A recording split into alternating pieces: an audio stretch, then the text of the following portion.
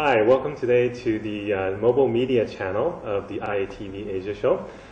We will be talking today to our guest Lucy Lee, who is the Director of Business Development from Feng Valley, a leading mobile marketing agency in Shanghai. And I'm Alvin Wang Graylin, the CEO for MInfo, a leading mobile search and advertising company in China. So, why don't you, Lucy, tell us a little bit about your firm and kind of how you guys differ from some of the other mobile agencies out there in China. Okay, Feng Valley is the worldwide leading mobile communications agency, and we are part of Publicis Group. We were acquired last year by the group and becomes the only mobile arm of the group. And we are a full mobile agency providing both interactive mobile services and also media planning and buying on mobile. So as one of the few, integrated multinational companies who's doing agency work, how does that help you do business in China versus some of the local-only companies? I think the main difference is because we are part of Publicis Group, and we have all the client resources. We have much easier access to the clients, global clients like Puma, like L'Oreal, like Budweiser, and because they are Publicis Group clients, so we have easier access to them, and we got support from the group, from all our sister companies. I think that's the main differences from the third-party companies. We are not treated as the third-party vendor. We are treated as a member of the group. Okay. So 2008 is supposed to be the year of China. We had the Olympics. What do you think was some of the biggest things that happened in China and mobile? I think 2008, the biggest thing happened in mobile industry in China, according to me, is the March 15 SMS spam scandal. Several companies was out of the game because they were doing spam. I heard one of the companies was sending 100 million SMS a day to the mobile users in China, so they were shut down by the government. And mobile spam, so the both operator and the government regulatory bodies have tightened control over the industry, so making spam not possible anymore. And the second thing to me is the reorganization of the mobile industry. So because of 3G license, the 4 major mobile operators are reorganized into 3, and each of them got a 3G license. Although the 3G licenses haven't really been handed out yet, right? Just the TD license has been handed out. I heard the other 2 also got, China Telecom got CDMA 2000. Not officially. Not officially? Okay.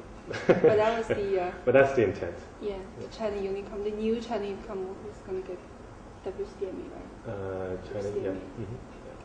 So going forward, there will be both. Every carrier both have landline licenses as well as mobile licenses, which creates a little bit more even playing field. So China has traditionally been a fairly difficult place to operate, particularly for international companies. So, they have a lot of difficulties. What kind of challenges have you run into operating here in China? You mean the China operators? Right. Here, it's quite different because the operators don't give user agent easily to companies, so it makes us very hard to target. If we want to do a campaign, for example, our target audience is 25 years old women in Shanghai, Beijing, and Guangzhou, and because we're not able to get the user agent, it's hard for us to target. And also because we're not able to identify the phone models, making the scaling down to the screen very difficult. Mm-hmm. We're not able to identify the phone models easily, so it's the issue from the operators. Mm-hmm. And how have you overcome that issue? We work with the company in China, our partner, MInfo, who is on the whitelist, so-called a whitelist of, what do you call that? Whitelist server? Server providers. So thanks to MInfo, we are able to identify those phone models and making our campaign more targeting. So you mentioned 3G earlier, and TD is already out and in test. 2009, what do you see 3G's impact is on China, and also 3 to 5 years out, how do you see 3G impacting China's mobile marketing? 3G offers better network, faster network speed, so users obviously will have better browsing experience. So with 3G, we're able to do more, more sophisticated services on mobile, making, like for example, the browsing experience better, and maybe video streaming. But do you really see that happening in 2009? 2009, I think the network deployment for the operators. So maybe not many things is going to happen. I don't know. I don't think 2009 is going to impact a lot. Probably after 2 or 3 years. Okay. 2010 or 11. Great.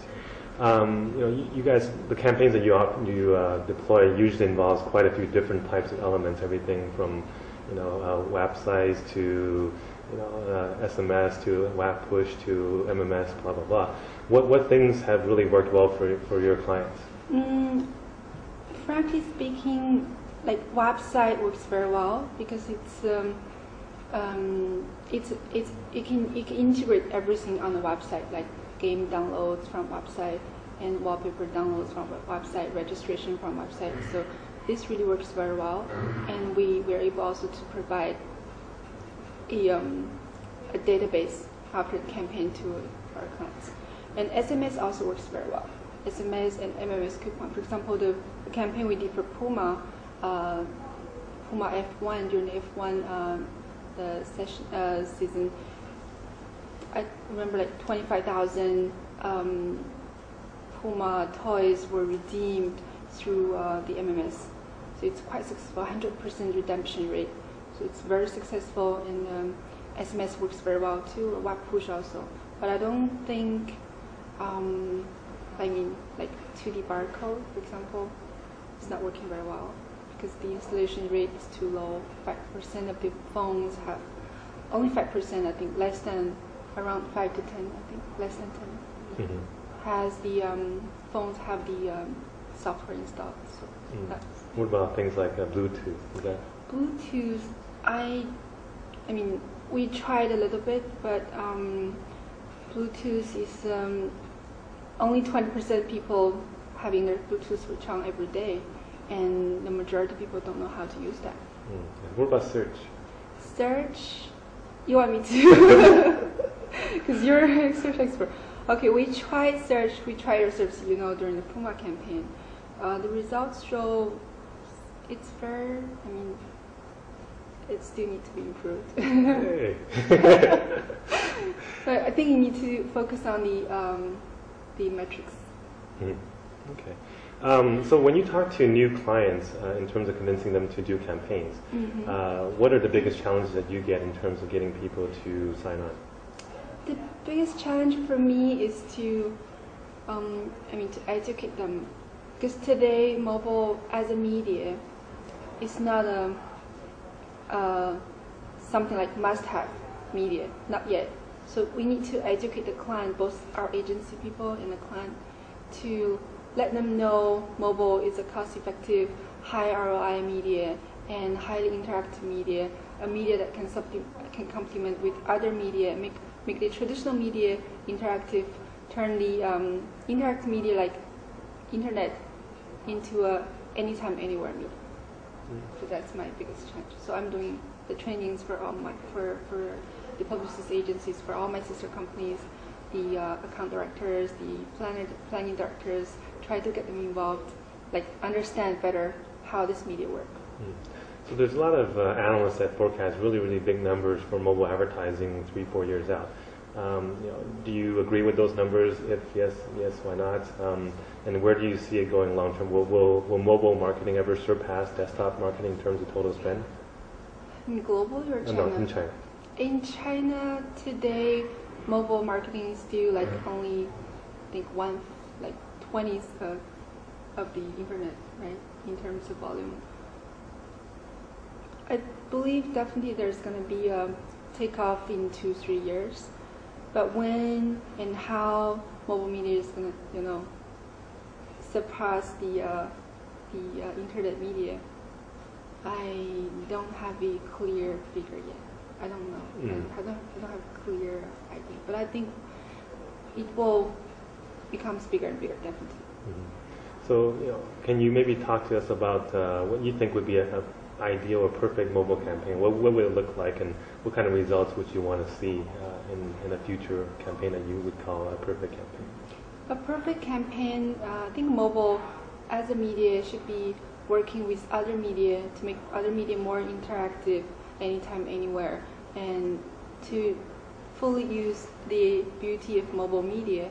And so I think the perfect campaign for me is to use mobile to interact with all the media and to turn the media interactive to